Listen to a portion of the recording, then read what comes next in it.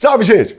Olha, a mentira faz parte da natureza humana, não é? Fantasiar sobre algum tema ou situação está intrinsecamente ligado à nossa cognição, à nossa capacidade criativa. E muitas vezes a realidade como se apresenta não é tão interessante para esse ou aquele indivíduo que, porventura, a transforma para tirar algum proveito ou simplesmente chamar a atenção. Das menores infrações até as mais cabeludas, ela permeia o nosso tecido social desde os primórdios. Inventam-se outras realidades, por vezes sendo contada muitas vezes, se torna uma história apócrifa. Daí a criação de mitos e lendas importantes na formação das sociedades, não é? O problema é quando a mentira se torna um vício, uma forma de estar na vida. As histórias deixam de ter graça. E as consequências para o bem-estar da pessoa e todos que a rodeiam pode ser nefasta. A maioria das pessoas faz isso por medo, mas mentir compulsivamente interfere no julgamento racional, no relacionamento familiar, especialmente no social. A mentira pode ser considerada uma patologia e tem um nome para isso: mitomania.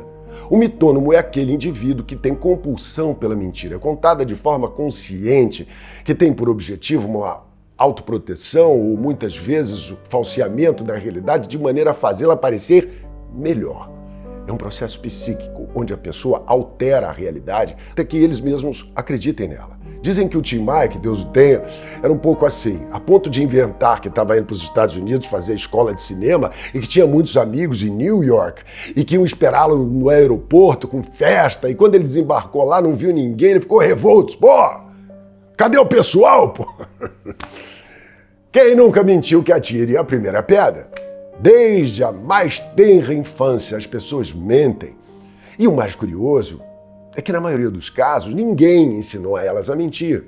Sim, porque quando crianças, através de sinapses, não é, elas estão o tempo todo absorvendo as informações de todos os sentidos e criando as conexões para dar significado às coisas. Já falamos sobre isso aqui no canal, dessa máquina organizadora do caos que é a nossa mente. E mente quem pensa que a mente não mente. Ela mesma constantemente nos engana e volta e meia nos prega peças. Criamos até memórias de coisas que nunca existiram. Numa universidade nos Estados Unidos, que eu não me lembro onde, eles fizeram um experimento inusitado. Pesquisadores queriam descobrir se poderiam implantar memória de alguma maneira nas pessoas. Fizeram entrevistas com centenas de estudantes, mostrando a eles fotos das suas infâncias e, no meio delas, algumas fotos manipuladas em computador, onde colocavam em alguma situação ou lugar que nunca estiveram. Tipo uma família em frente a um balão, não é? Desses que sobem com ar quente, carregando aquela cestinha, e as pessoas não têm a menor ideia de onde vão parar. Eu acho isso muito divertido.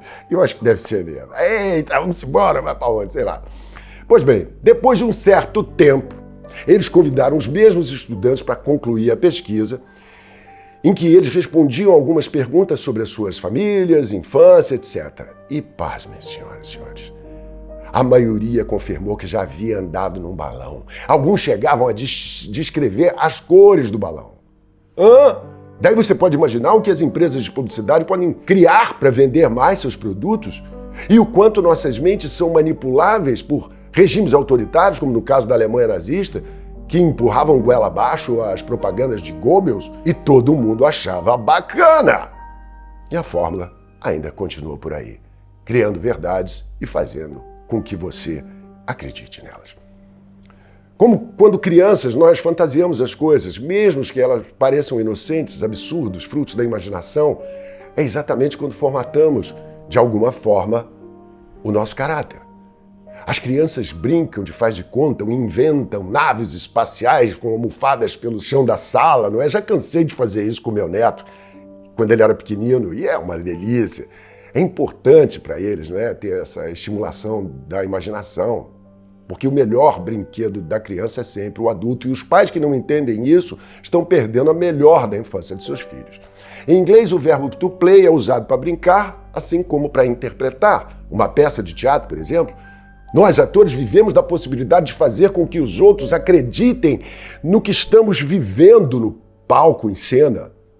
Fernando Pessoa tem uma frase muito adequada que diz: o poeta é um fingidor e finge tão completamente que chega a fingir que é dor a dor que deveras sente. Conhecemos histórias de atores e atrizes que mergulharam tão profundamente nos seus personagens que às vezes se perderam no mundo real. Quando você atua, seja numa peça de teatro, numa série, um filme, várias técnicas são utilizadas para você se entregar a um trabalho com qualidade. Uma delas, que é considerada a mais extrema de todas, é não sair do personagem enquanto estiver realizando o seu trabalho. Ou seja, viver como aquele ser em escala 24/7 e mergulhar na psique de todo o processo. Se parece pesado, não estranhe, porque é realmente pesado. Marlon Brando em Apocalipse Now, Jim Carrey em Andy Kaufman, Bob Hoskin no Roger Rabbit, o Strong, o Kendall, Roy do Succession, Jared Leto, Joaquin Phoenix, Heath Ledger, o DiCaprio e, pasmem, Nicole Kidman também tem suas piradas, não é? Ou seja, transcender a realidade faz parte do trabalho do ator. Mas quando isso se torna um problema do relacionamento num set, os produtores também enlouquecem. E a pessoa termina de gravar e volta para casa no personagem, e aí? Faz o que a família? Eu nem posso falar muito porque anos atrás eu estava ensaiando uma peça do Bukowski que eu fazia um detetive particular na Hollywood dos anos 50 que brigava com alienígenas, uma coisa louca.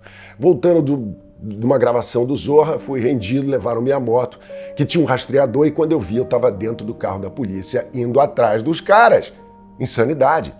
Por isso que eu digo, ator que não faz análise é que nem jogador de futebol que não treina. E vamos combinar que nem todo mundo é Romário.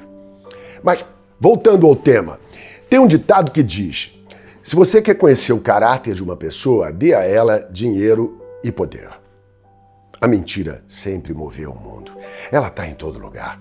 E se você acha que políticos brasileiros são os mestres dessa arte, é porque não esteve a par do caso Wikileaks.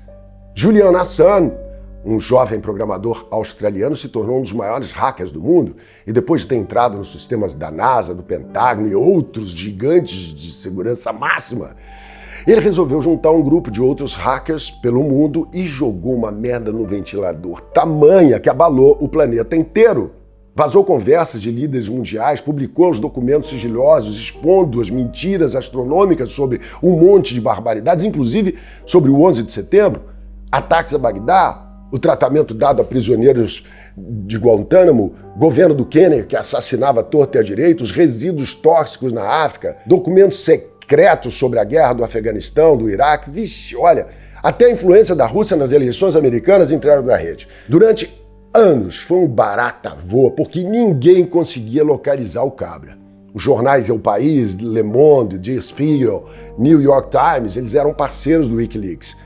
E ele entrou na lista dos mais procurados do mundo. O inimigo público número 1. Por quê? Cometeu o maior erro da humanidade.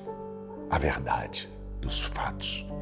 Em 7 de dezembro de 2010, ele se entregou à Polícia Metropolitana de Londres, julgado, condenado, foi preso, pagou fiança, pediu asilo na Embaixada do Equador e de lá pra cá, é um salseiro sem fim. Se você quiser conhecer mais sobre essa história do Wikileaks, tem um filme da DreamWorks chamado The Fifth Estate, ou seja, no título no Brasil é O Quinto Poder. Assange começou a hackear sob o codinome de Mendax, derivado de uma frase em latim atribuída a Horácio, Splendid Mendax, que significa o esplêndido mentiroso. Em 2013, ele publicou um livro, Cypherpunks, Freedom and the Future of Internet. No Brasil, Cypherpunk, Liberdade e o Futuro da Internet. Nele, são discutidas questões como a possível transformação da internet em um mero instrumento de controle a serviço do poder político e econômico. A internet, nossa maior ferramenta de emancipação, está sendo transformada no mais perigoso facilitador de totalitarismo que já vimos, diz o texto. Assange prevê que uma futura onda de repressão na esfera online que pode transformar a internet em uma ameaça aos direitos fundamentais da pessoa.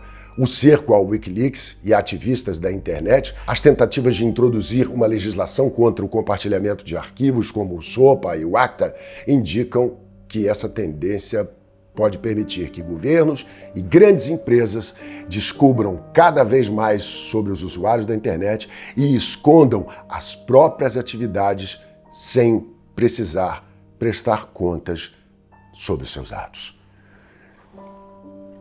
Eu vou tomar um Rivotril e na semana que vem eu volto. Um anzol e um queijo, um abraço e um beijo.